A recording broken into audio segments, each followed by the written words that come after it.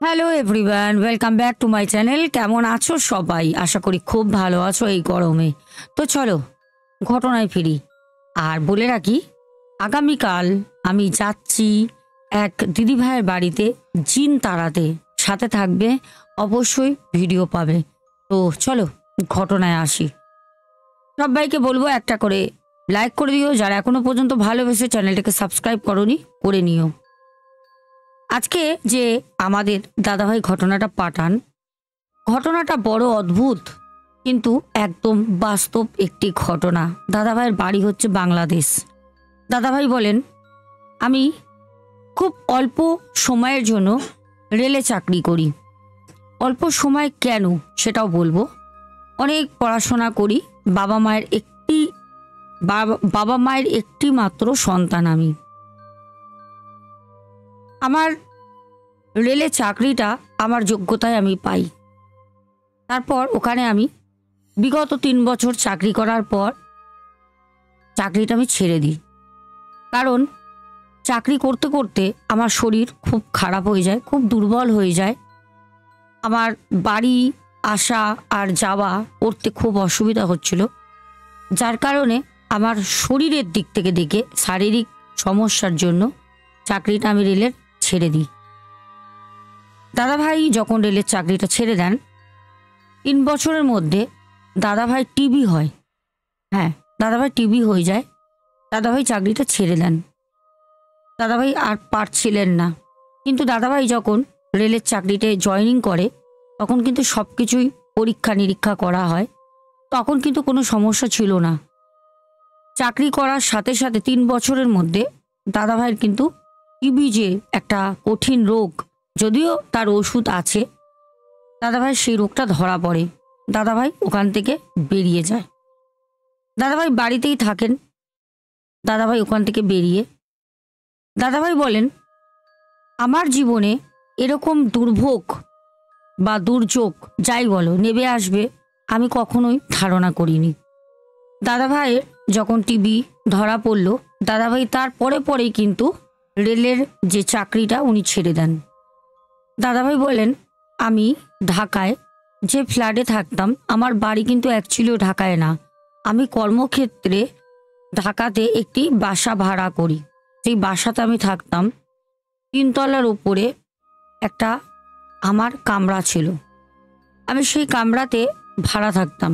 7,000 টাকা ভাড়া ছিল। ঢাকায় এমনিতে ঘর ভাড়া অনেক এক্সপেন্সিভ। আমাদের দাদাভাই বলেন, আমি যখন ওখানে থাকতাম তখন আমার সাথে কিছু অদ্ভুত জিনিস ঘটতে শুরু হলো। আমি বুঝতে পারতাম না যে আমি 3 বছর যখন আমি রেলে চাকরি করেছি, তখন কি আমার সাথে এরকম কিছু জিনিস আমার বাড়িতে চলে আসে। কারণ অনেক সময় আমি রাতের বেলা বাড়ি ফিরতাম 1টা 2টো 3টে। তো অনেক সময় অনেক রাস্তা দিয়ে আমাকে আসতে হতো। আমার বাইক আছে, আমি বাইক নিয়ে বাড়ি ফিরতাম। অনেক সময় আবার আমি রেলের যে কোয়ার্টার রয়েছে ওখানেও থাকতাম। এবার বলি, রেল কোয়ার্টারও আমাকে দেয়, কিন্তু রেল কোয়ার্টারে আমি থাকতাম না। কারণ ওখানের পরিবেশ আমার ঠিক ভালো লাগতো না। আমি ভাড়া থাকতাম, যার জন্য আমার আসা যাওয়া করতে একটু সমস্যা হতো। আমার শরীর না দিত না। শেষের দিকে যখন টিভিটা ধরা পড়লো, শরীর যখন দিচ্ছে না, তখন আমি কাজটা ছেড়ে দিলাম। দিয়ে আমি কিন্তু বাড়িতে পুরো বসা।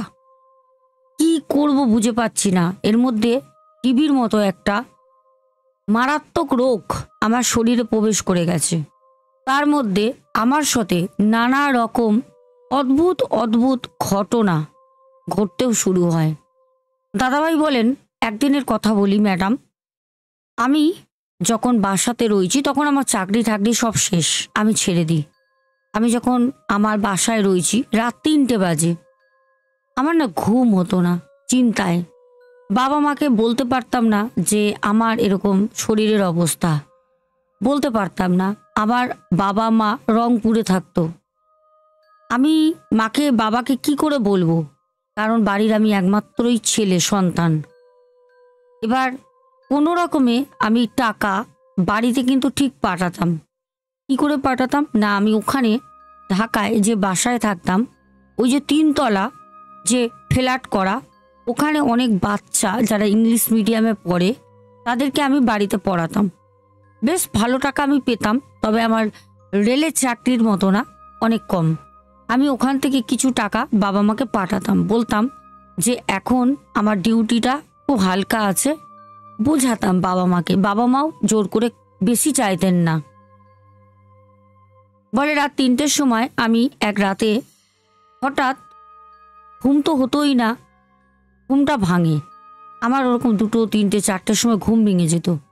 আমি উঠে খাটের উপর বসে আছি, আমার ঘরে নাইট ডুমটা জ্বলছে। আর ঢাকায় সারা রাতে কিন্তু যানবাহন চলাচল করে, রাতের দিকে কম হলেও চলে।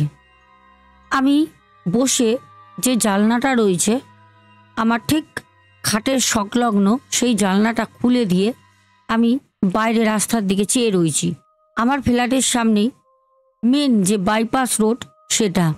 আমি রাস্তা দেখছি, অনেক বাইক যাচ্ছে, 1জন 2জন, আবার অনেক প্রাইভেট কার যাচ্ছে, বসে বসে দেখছি। হঠাৎ করে প্রায় 10-15 মিনিট কি তারও বেশি হবে, আনুমানিক সময় আমি বলতে পারবো না, কুকুরগুলো রাস্তায় খুব চিৎকার করে। আমার শরীর ভালো লাগছে না, আমি চুপ করে বসেছিলাম। এত কুকুর চিৎকার করছে চারপাশ দিয়ে। তখন আমি জানলার আরো সামনে গেলাম, গিয়ে জানলা দিয়ে মুখটা একটু এইদিক ওদিক করে দেখলাম, কিছু দেখতে পাচ্ছি না। কুকুরগুলো দৌড়াদৌড়ি করছে, দৌড়ে চলে যাচ্ছে আগের দিকে। অত দূর আমার জানলা দিয়ে বেটের শুয়ে শুয়ে দেখা যাবে না। আমি তখন ওখান থেকে নেবে আমার যে ব্যালকনি ছিল, ব্যালকনিটা আমার একদম বাইপাস রোডের একদম, মানে খুললেই রোড দেখা যায়। তো সেই ব্যালকনিটা দিকে আমি কিন্তু তাকিয়ে আছি।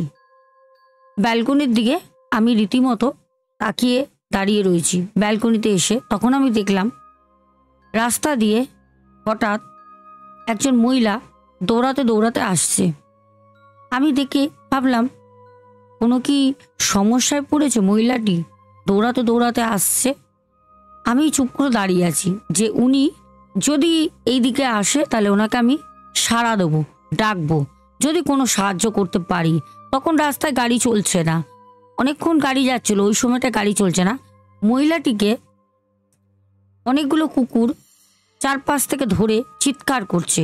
মহিলাটি এপাশ ওপাশ তাকাচ্ছে আর দৌড়াচ্ছে। যখন মহিলাটি ঠিক আমার ফ্ল্যাটের কাছে আসে, আমি ওপর থেকে ওনাকে হাঁক দিলাম, আপু আপনি কি কোনো সমস্যায় আছেন? ও আপু, আপু। উনি তাল বেতাল হারিয়ে দিক দিগন্তে তাকাচ্ছে। বুঝতে পারছেন আমি কোথা দিয়ে ডাকছি, কারণ মানুষ যখন ঘাবড়ে থাকে, ভয়ের মধ্যে থাকে, তখন দিক নির্ণয় করতে পারে না। তখন সে আপু অনেকক্ষণ পর যখন ঘুরে উপর দিকে তাকায়, তখন আমি দেখলাম একটি মেয়ে, যাকে দেখতে খুবই সুন্দর, তার চুলগুলো বেশ লম্বা লম্বা, চুলটা ছাড়া, কাছে যত আসে তত দেখতে পারছি অপরূপা সুন্দরী যাকে বলা হয়, ঠিক সেই রকম দেখতে। আমি কিন্তু নিচে নেমে গিয়ে তাকে সেই রাতের বেলা আমার ফ্ল্যাটে নিয়ে আসি। আমি ভাবলাম হয়তো কুকুর তাকে কামড়ে দেবে, বা কোনো অসহায় অবস্থায় মেয়েটি কোনোভাবে একটা ভয়ের মধ্যে রয়েছে, ওকে বাঁচানোটা আমার দরকার, একটা মনুষ্যত্ব বোধ। আমি নিচে গেলাম, তখনও কিন্তু কুকুর ঘিরে ধরেছে। মেয়েটি কিন্তু মানে বুঝতে পারছে না কি করবে, ঘেমে চপচপ করছে। আমাকে দেখে একটু আশ্বাস পেল। আমি বললাম, আপু আপনি এই এত রাতে কোথা থেকে আসছেন দৌড়াতে দৌড়াতে? তখন সে কোনো কথা বলার মতো অবস্থায় নেই। আমাকে তখন বলল, ভাইয়া আমাকে একটু শেল্টার দেবেন, আমি রাতটুকুনি থাকবো, ভোরের আলো ফুটতেই আমি চলে যাব, সকাল হতে হতেই, আপনার কোনো সমস্যা আমি করব না। আমি তখন বললাম, ঠিক আছে আপু, আপনি আমার সাথে আসেন। কুকুরগুলোকে রাস্তায় ধাইয়ে দিয়ে আপুকে নিয়ে আমি কিন্তু ফ্ল্যাটে আসলাম। আমি ভাবলাম একটা মানুষকে রক্ষা করা দরকার, সে যা হবে পরে দেখা যাবে। আমি ফ্ল্যাটে নিয়ে আসতে আপুটি ফ্ল্যাটে এসে চুপ করে একটা জায়গায় ঢুকেই দাঁড়িয়ে আছে।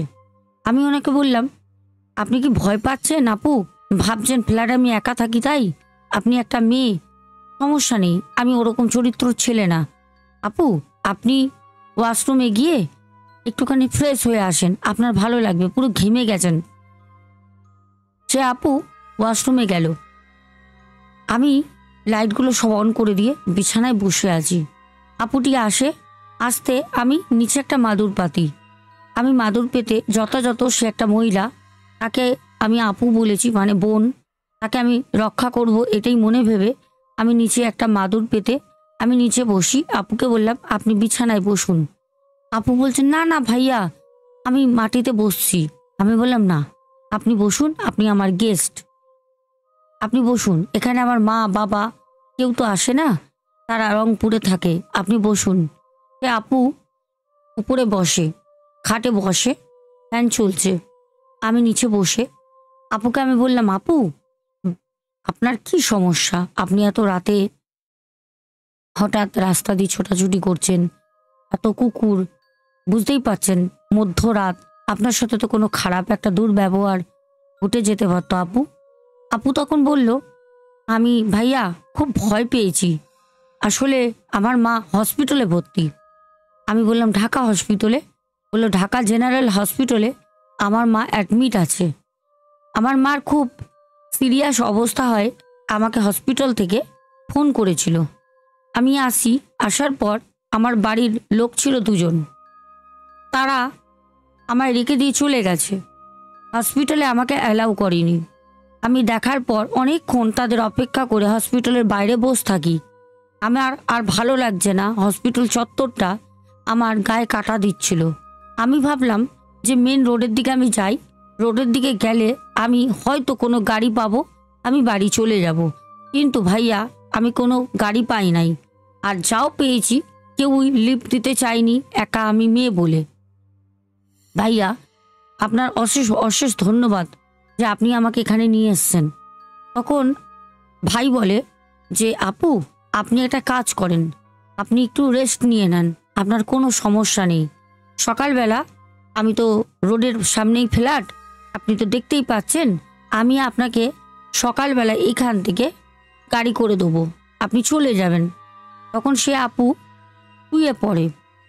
আমাদের ভাইয়া বলে, ভাই বলে, দিদি ভাই, আমি খুব সৎ ছেলে, আমার জীবনে কোনো নারী আজ পর্যন্ত আসেনি। আমি পড়াশোনা, কাজ, মা বাবা, পুজো পার্বণ নিয়ে থাকি। আমি একটা হিন্দু ঘরের ছেলে, আমি সব ধর্মের মানুষকে খুব সম্মান করি, যার যার ধর্ম তার তার কাছে, কিন্তু আমি সব ধর্মের মানুষকে খুব শ্রদ্ধা করি, ভালোবাসি। আমি মাদুরে শুয়ে, জানি না অন্যদিন ঘুম হয় না, আপুটা এসেছে, আমার শরীরটা খুব শান্তি লাগছিল, কোনো চিন্তা হচ্ছিল না। আপু উপরে শুয়ে পড়ে, আমি নিচে শুয়ে পড়ি, শুয়ে ঘুমিয়েও পড়ি। কিন্তু সব থেকে বড় ব্যাপার যেটা ঘটলো সেটা হচ্ছে, যখন আমি ফ্ল্যাটের আমার লক করি, লক করে কিন্তু চাবিটা আমি আমার প্যান্টের পকেটে রেখে শুই। আমি প্যান্টের পকেটে রেখে শুই, যেই রকমভাবে আমি শুই, সকালবেলা ওই সাইডেই কিন্তু আমার পাখির শব্দে ঘুম ভাঙে। আমি যখন উঠে বসলাম তখন দেখলাম আপু বিছানার মধ্যে নেই। আমি আবার শুয়ে পড়লাম, ভাবলাম হয়তো আপু বাড়ি যাবে, হয়তো ওয়াশরুমে গেছে। আমি অনেকক্ষণ শুয়ে থাকি, আমার চোখ লেগে যায়। তারপর আবার যখন আমার ঘুম ভাঙে কিছু লোকজনের আওয়াজে, তখন আমি ঘুম থেকে উঠি। উঠে আমি ভাবলাম আরে আপু এখনো বিছানায় নেই, আপু কি তাহলে বেরিয়ে চলে গেল? কিন্তু পকেটে তো আমার চাবি, আমার পকেটেই তো আমার চাবি। কিন্তু সব থেকে অদ্ভুত ব্যাপার, আপু কিন্তু আমার বাসায় ছিল না। আপু আমার বাসায় কিন্তু ছিল না। আমার না মাথাটা পুরো খারাপ হয়ে গেল। একটা মেয়েকে আমি রাতের বেলা নিয়ে আসলাম, এত গল্প করলো, কুকুর ধরেছিল, তাকে কুকুর তাড়িয়ে আমি নিয়ে আসলাম, মেয়েটা গেল কোথায়? কোথায় গেল? বাইরে এত চিৎকার চেঁচামেচি বা হচ্ছে কেন? আমি কিছু না বুঝে উঠে ব্যালকনির যখন গিয়ে দাঁড়ালাম, তখন দেখলাম লোকে লোক নিচে। আমি ছুটে গেলাম নিচে, আমি নিজেই কিন্তু তালা খুললাম, চাবি কিন্তু আমার পকেটে। কাউকে কিছু বলতে পারছি না। অনেকক্ষণ কিন্তু আমি একটা মানে ধ্যানে পড়ে গেছিলাম, যেটা কিভাবে সম্ভব। তাহলে কি আমি কোনো স্বপ্ন দেখলাম? এটা কি করে হয়? যখন আমি নিচে গেলাম তখন অনেক লোক, ফ্ল্যাটের একটা সাইডে লোক কিছু ঘিরে দাঁড়িয়ে রয়েছে। যখন আমি গেলাম তখন আমি গিয়ে দেখলাম যে যে আপু রাতের বেলা আমার বাসায় ছিল, সেই আপুর মৃতদেহ আমার ফ্ল্যাটের সিঁড়ির কোণে মানে রাস্তার সাইডে পড়ে আছে। আমি লোককে কোনো কথা বলতে পারছি না, হয়ে দাঁড়িয়ে দেখছি। ফ্ল্যাটের কিছু মানে ভাবি আছে, কিছু আপু আছে, কিছু ভাইয়া আছে। তারা আমাকে বলল, এ ভাইয়া দেখ না, এ লড়কি। অনেকে অনেক ধর্মের আছে তো, বলছে সকালবেলা উঠে দেখছি যে এরকম নিচে পড়ে আছে, গায়ে অসংখ্য আঁচড়, কামড়ানোর, কুকুর কামড়েছে, যত সম্ভব ভয়েতে মেয়েটি মারা গেছে। সবাই অনুমান করছে, একই কথা বলছে। কিন্তু কুকুরের হাত থেকে তো বাঁচিয়ে মেয়েটাকে আমি নিয়ে গেছিলাম। তাহলে সেই মেয়েটা, এই আপুটা, তাহলে কুকুর কি করে কামড়ালো, কখন কামড়ালো, কিভাবে নামলো? আর যদি আমি মানছি ও হয়তো আমাকে না ডেকে ভোর রাতে বেরিয়ে গেছে, তাহলে চাবিটা লক ভিতর দিয়ে আমার পকেটে কি করে রইলো? যেরকম আমি লক করে আমার পকেটে চাবি রেখেছিলাম যখন আপুকে আমি নিয়ে এসেছিলাম। প্রশ্নটা তোমাদের কাছে করলাম, এটা কিভাবে সম্ভব? আমাকে যে ভাই ঘটনাটা বলেছে, আমি সত্যি সত্যি অবাক, আমার কাছে কোনো ভাষা নেই। যদি বলতো যে সে আপু নেই, চলে গেছে, লক করা অবস্থায় ছিল, তাহলে ভাবতাম হয়তো কোনো জিন ছিল বা কোনো খারাপ পেট আত্মা ছিল। কিন্তু সেই মেয়েটির মৃতদেহ ফ্ল্যাটের নিচে পাওয়া যায়, কুকুর কামড়ে আঁচড় দিয়ে মেয়েটিকে মেরে ফেলেছে, তো ভয়তে মেয়েটি মারা গেছে, চিৎকার করেছে বা কিছু। এটা কি করে পসিবল? ওই মেয়েটি তো আমার সাথে আমার বাসায় ছিল, উপরে ঘুমিয়েছে, আমি মাদুর পেতে নিচে শুয়েছি। সেই রকমই যখন আমি নিচ থেকে ফিরে আসি, সেই রকমই অবস্থায় নিচে মাদুর পাতা, উপরে বিছানায় একটা মানুষ শুলে পাশোপাশ করলে চাদরের যেরকম অবস্থা থাকে, ঠিক সেরকমই ভাঁজ পড়া অবস্থা। তাহলে চাবিটা আমার পকেটে, ভেতর থেকে লকটা কে করলো? মেয়েটি কি করে বেরোলো? মেয়েটি নিচে পড়ে রয়েছে, এটা কিভাবে সম্ভব? প্রশ্নটা তোমাদের করলাম, তোমরা দেবে উত্তর। ঠিক আছে, চলো। হয়েছে তো অবাক, আমিও খুব অবাক হয়েছি।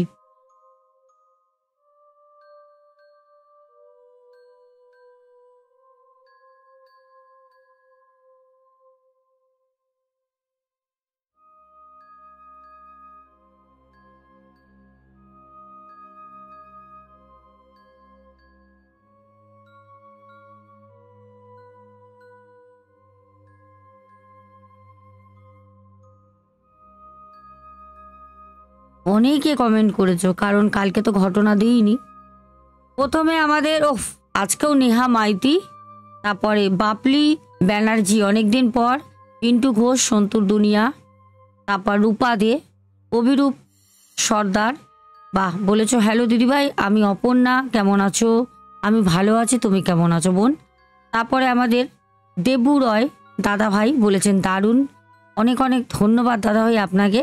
সুমনা ভট্টাচারিয়া, সন্তুর দুনিয়া, তারপরে নীলিমা সিংহ, টুকু সাবারওয়াল, বনশ্রী দে, তারপরে মৌ রয়, লক্ষ্মী ভট্টাচারিয়া বলেছ লাভ ইউ টু বনু, রেশমি ভট্টাচারিয়া, তারপরে অভিরূপ সর্দার শর্টস বলেছ দিদিভাই 1991-এ জয়েন করেছিলেন, একদম কারেক্ট।